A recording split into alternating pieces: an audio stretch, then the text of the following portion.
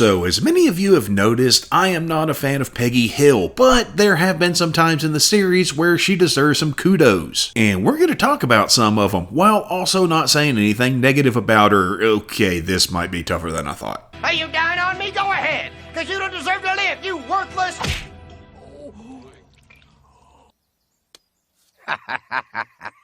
Well, what do you know? That gal might have what it takes after all. Hey folks, welcome to Squirrel Tactics. Like, subscribe, check out the Patreon, let's do this. Just to get this out of the way up front, Peggy was purposely written to be unlikable. If you hate her character, then the writers and her voice actress, Kathy Najimy by the way, who did a great job as she always does, did their jobs well. She has her flaws, like all humans do, and that's part of the show's realism when it came to their characters. They were written and performed as humans with strengths and weaknesses. Plus, the show wouldn't be what it is without her. One of her best qualities is her maternal instinct towards Leanne. Let's be honest here, she did more for that girl than both of her parents combined. And we definitely see this on full display in number 5, Leanne Saga, where Leanne's mother, and I use that term loosely, Leanne got out of prison.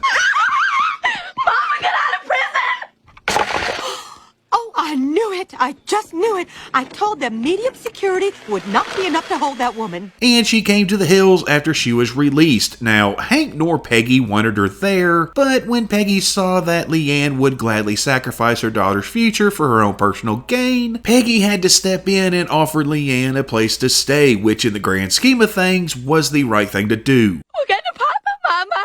I quit school and I'll get a job. Oh, baby, you mean it? Okay, then. Whoa. You will not quit school. Yeah, Hank didn't want to give up his garage, I get that, but looking out for someone who doesn't have anyone else to look out for them is the right thing to do. And I'm sure Peggy saw it as her duty to protect Leanne. But as Leanne fell further and further under Leanne's spell, unable to see just how bad her mother was, Peggy had to step back, much like a mother bird has to let her babies fall when they first try to fly, or how sometimes you just gotta let that kid stick a penny in the electrical socket. Don't do that, sweetheart. It's dangerous. No, wait. Well, go on. Yeah. Bet you're not going to do that again now, are you? You could tell someone not to do something 1,000 times, but they learn pretty quick once it ends up biting them in the ass. We see an example of this at Bill and Leanne's engagement party. Yes, it should be noted that Bill's grill is made from an Agent Orange drum, where Leanne has clearly fallen off the wagon and gone back to her old ways. Woo! Let's get it out. Oh, no. What should we do? Well, I am going to go close up the mustard before it crusts. If you'll excuse me. Come on now, avoiding that crust on the mustard is important. We all hate it. Leanne escalates her behavior until, well, she tries to reenact what got her sent to jail in the first place. Pork! Pimply little. Excuse me, ma'am, but that was my fork. Poor Peggy.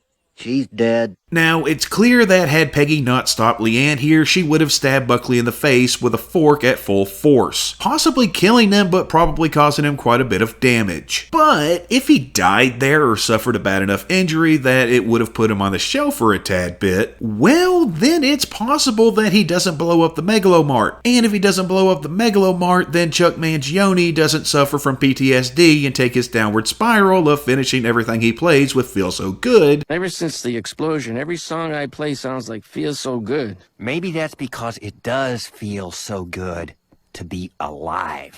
No, that's not it. Then, for unknown reasons, being assigned to an anger management class where the lesson apparently didn't take. Chick man, Joni. I'm not a chick, I'm a dude. God, I love that. And ended up living in a toilet paper fort inside the rebuilt Megalomart where his torment began. So I'm not crazy. But you are. You let a mongoose out in the store. You're living in a toilet paper fort.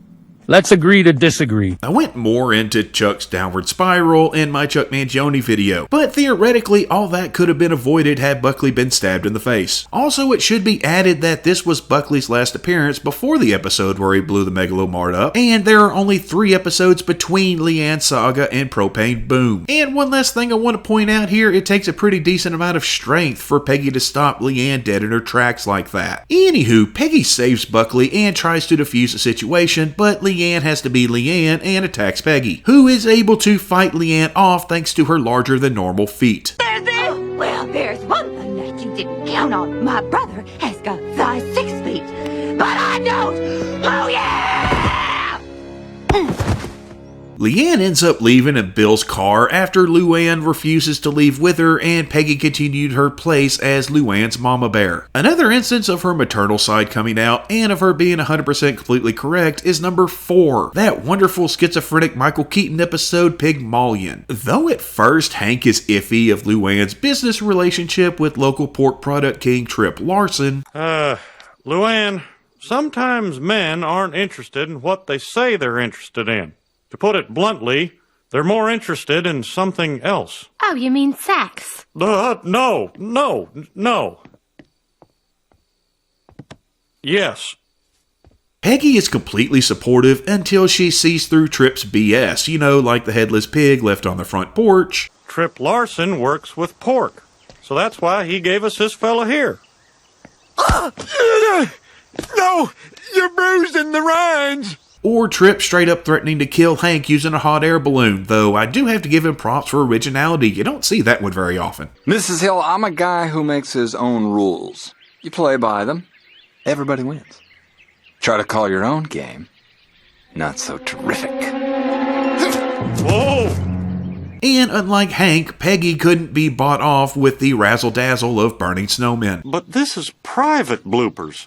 Hey, do you have the snowman who caught fire at the Vikings game? I've got 3 different snowmen catching fire.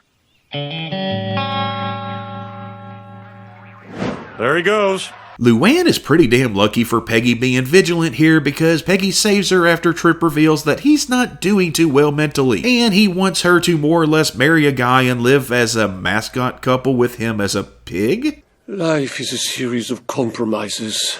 Chip, I'm kind of confused. What is happening here? Don't you see? We can have it all. We can be the family in the picture. You, him, and me.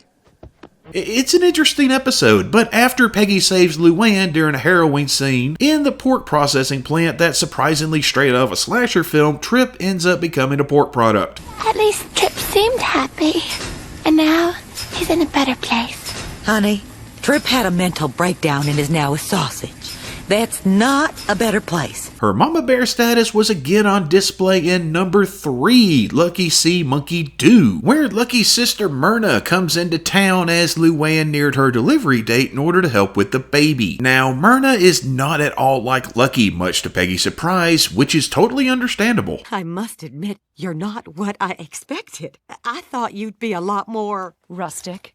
What a polite way to say what I was thinking. But we find out pretty quick that Peggy and Myrna greatly differ when it comes to parenting, with Peggy going more of an old school way and Myrna being more new school, basically to hell with Dr. Spock and anything that doesn't properly stimulate the baby mentally, and Myrna isn't afraid to voice her opposition. Yes, and if Bobby is the kind of child Luann wants to raise, she should certainly follow your advice. Props to Peggy here for not making this the last thing that Myrna saw before she woke up at the hospital. I wouldn't have blamed her. Instead, Peggy uses her words. Now, hold on. There is nothing wrong with how I raised my child. I'm just saying it might be a good idea for Lucky and Luann to take a childcare class so they can learn or unlearn whatever they need. And to be fair to Peggy here, Myrna's kids are kind of weird. I mean, even Bobby noticed it decently quick. They aren't allowed to drink juice. They'll have water and read a book. Those kids ain't right. To be clear, Peggy is a good mother, and though some of her methods may be outdated, she does not deserve to be vilified for them. Luann ends up shutting Peggy out and just listening to Myrna, which of course Peggy isn't happy about, but Hank is more optimistic. I still have plenty to teach Luann about being a good mom. She just won't listen to me. Luann needs to learn this stuff on her own. It might be time to push her out of the nest and get our freedom back.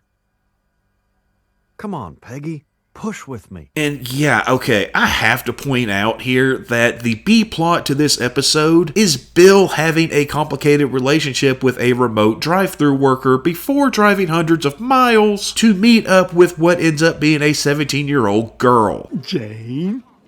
Bill? You didn't tell me you were so old. You didn't tell me you were so young. I'm not young. I'm 17. I'm just gonna drive home now. Yeah.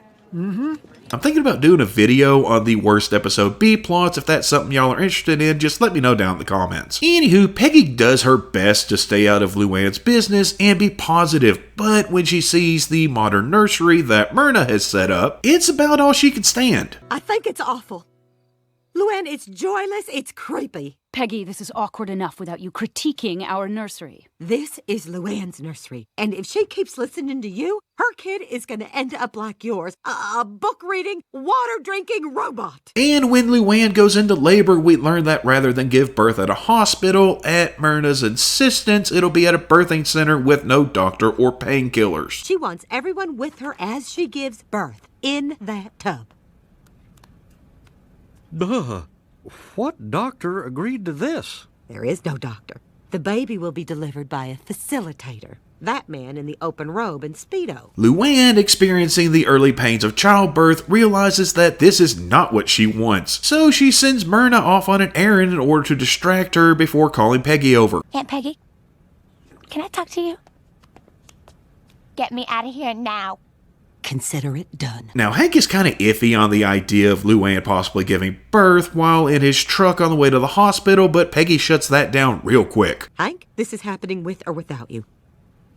And they're able to get Luann out thanks to a distraction from Bobby. Cannonball!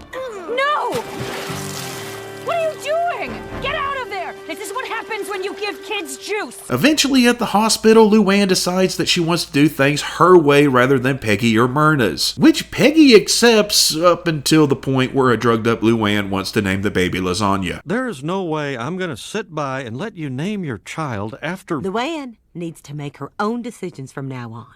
But no, honey, her name is not going to be Lasagna. Something she does often show is gumption, and she used that gumption in the number 2 episode, A Rover Runs Through It, where she and the Hill clan travel to Montana to visit the family ranch, only to find out that they're losing the ranch due to Henry Winkler. It's all your fault. You and people like Henry Winkler. Henry Winkler? Howdy. He's refusing to allow them to use a cattle trail on his land. Now, in the video I did on Maddie, I may have been too harsh on Peggy. And here we see a good part of why Peggy has her negative aspects, which would be the fact that in her mother's eyes, she could literally do no right. I won the Substitute Teacher of the Year award 3 years in a row. Well, how about that? What was your subject? How to avoid a life of working with your hands? No, it was Spanish. Even after helping Maddie birth a calf coming out the wrong way, which I've never done, but I'm willing to bet is not the easiest thing in the world. Can you believe it's been 20 years and I still calved a breech without missing a beat? That's because you did what I told you. If you'd been out on the range by yourself, that calf would still be in there. And figuring out how to save the ranch by using an archaic law and running a stampede through town in order to force Henry Winkler to yield his trail.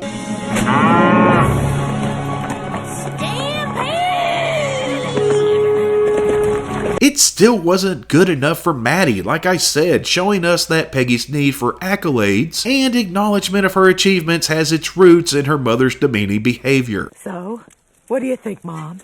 Peggy Hill, educator, mother, rancher. You were just fixing the mess you made in the first place. And half them cattle in the drive wasn't branded yet. We could have lost them to rustlers. There are, of course, other times that Peggy was right or did the right thing, and they deserve to be mentioned as well. Randy Travis, yeah, he stole her song in Peggy's fanfare, and honestly, she reacted accordingly. You know, there is a line here. What the? You stole my song! She was the one who stood up to Bobby when he had his little kickball fetish. That's my purse! I don't know you! Yeah, that one. It was Peggy who showed him the error of his ways while also standing up for her husband in Bobby Goes Nuts. That's right, Bobby. I believe you will find that I have no testicles. Where's your secret weapon now, huh? She bluffing? Finish her! And let's not forget about her getting the executives from Alamo Beer to issue a recall after giving them a taste of their own medicine in Beer and Loathing. But when it comes to the positives of Peggy Hill, to me the #1 spot has to go to her recovery from falling out of an airplane and relearning how to walk and overcome muscle atrophy in Cotton's plot. Rather than go to physical therapy, Peggy chooses to ask for Cotton's help. And big props to Peggy here for asking someone who she truly hates, and for good reason, to help her. Teach me to walk. You ready to hate me more than you ever hated anyone in your life? I already do. Then we're halfway there. Then, through Cotton's insults and war stories along with the sheer tyranny of Will, Peggy learns to crawl. What are you doing? Swatting flies? Or just waving hello? Well, hello to you too, you fly-swatting loser. Now move it! And eventually, with enough hard work and the proper motivation, Hank's wife learns to walk, or at least dance. You get to the top of that hill, and I'll let you dance on my grave. I gotta admit, I never thought I'd consider a scene of someone dancing on another person's grave as heartwarming, but considering the history between these two, this scene, yeah, that's pretty heartwarming.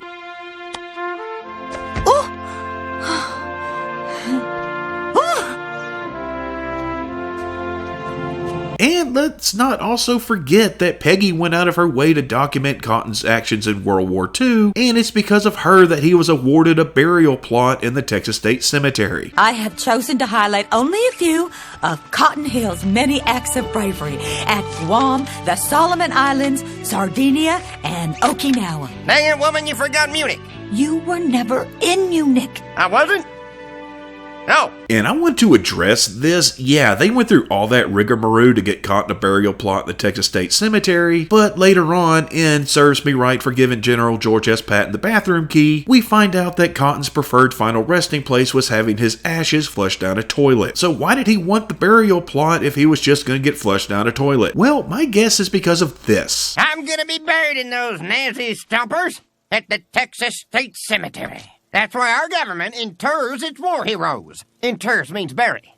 War heroes means me. Cotton wants that plot to more or less prove that he's a war hero, if not to other people, then to himself. He never planned to be buried there. He simply wanted the validation of knowing that he was officially seen by his country as a war hero. That's just my 2 cents at least. So yeah, Peggy's done a lot of good in her time. She's punched a few people that deserved a good punching, and she held back when a lot of other people wouldn't. She's a good mother, a good wife, and when the chips are down, a good friend. Peggy shoots for the stars, yeah, she does, and though she may not always make it to the moon, she has the gumption and determination to at least give it the old college try. And she did more good than I put here, and if I didn't cover your favorite Peggy Good moment, well, put it down in the comments. Yeah, see, I can make an entire video without belittling Peggy, and yes, it was rather difficult. Thank God it's over. Maybe I didn't marry Sven Grammersdorf, but I can still save this ranch.